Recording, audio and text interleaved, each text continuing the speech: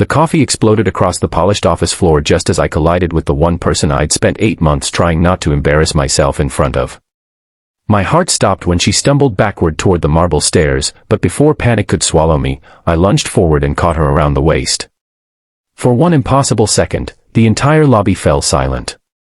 She looked straight into my eyes, smiled with a sparkle that made my knees weak, and whispered, "Ooh. I think I need to fall again." I had imagined 1,000 ways to talk to Emily Parker, but none of them involved wearing half a cup of cappuccino on my shirt while every coworker stared at us.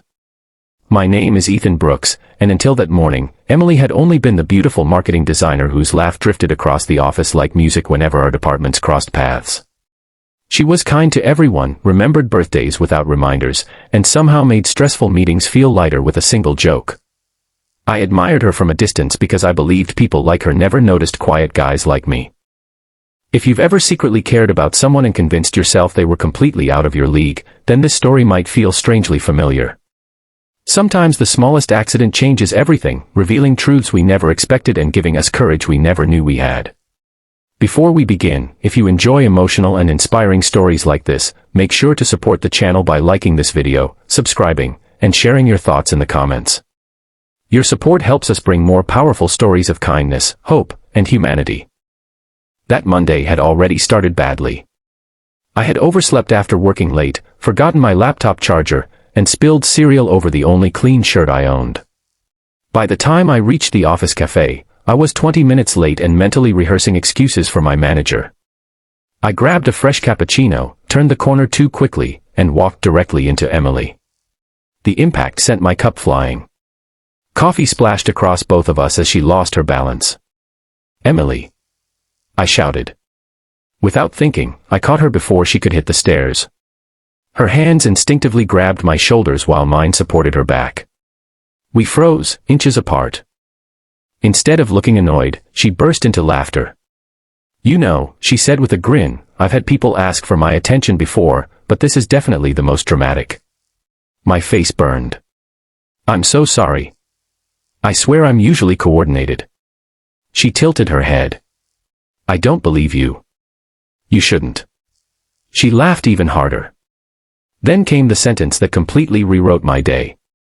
"Ooh, I think I need to fall again." For a second I wondered if I'd imagined it. "What?" She smiled mischievously.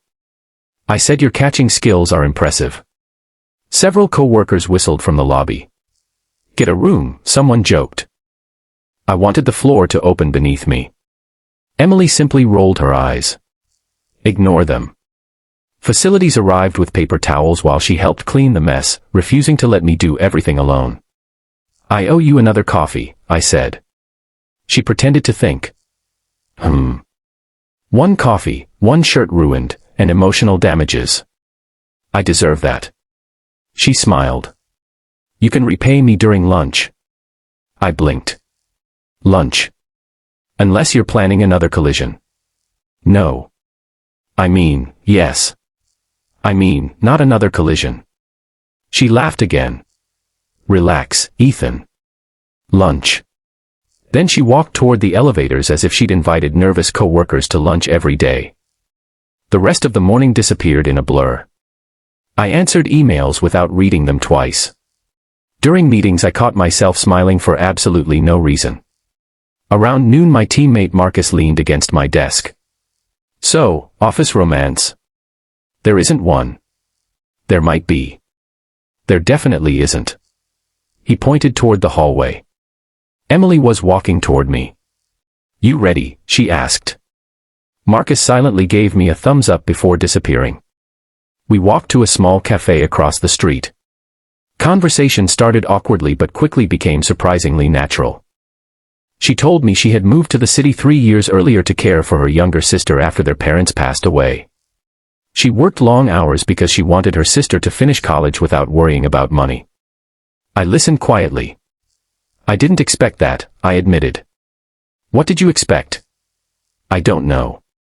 That I only existed to make PowerPoint slides look pretty." I laughed. "Something like that." She smiled softly. "And what about you?" I hesitated.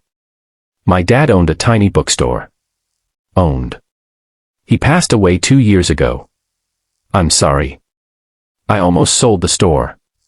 But he spent his whole life building it. So you kept it. Every weekend. Her eyes brightened. You run a bookstore. Very tiny. I love bookstores. Something shifted between us. The conversation stopped feeling like two coworkers making polite small talk. It felt personal. Real. When lunch ended, she surprised me again. I've been trying to figure you out for months. You've noticed me. She looked genuinely confused. Of course. I thought I was invisible. Ethan. She stopped walking. You always help interns without taking credit. You stay late when someone needs assistance. Last month you fixed my presentation after everyone else went home. You knew. I knew exactly who did it. I stared at the sidewalk. I didn't want recognition. I know. She smiled warmly. That's exactly why I noticed. For the first time in years, someone had seen the parts of me I never talked about. Back at work, rumors spread faster than emails. People teased us playfully, but Emily never seemed embarrassed. If anything, she enjoyed watching me blush. Near the end of the day, she appeared beside my desk carrying 2 coffees. I figured this time we'd hold on to them. I appreciate that. She handed me one. No collisions. I'll do my best. We stood near the office windows watching rain begin to fall across the city. You know, she said quietly, I wasn't joking this morning. I looked at her. When I said I needed to fall again. My heart started racing. I've spent months trying to think of a reason to talk to you. You have. She nodded. But you always look busy. I thought you were out of my league. She laughed so hard she nearly spilled her drink. Ethan. What? I've had a crush on you since the Christmas party. The one where I accidentally wore matching sweaters with accounting.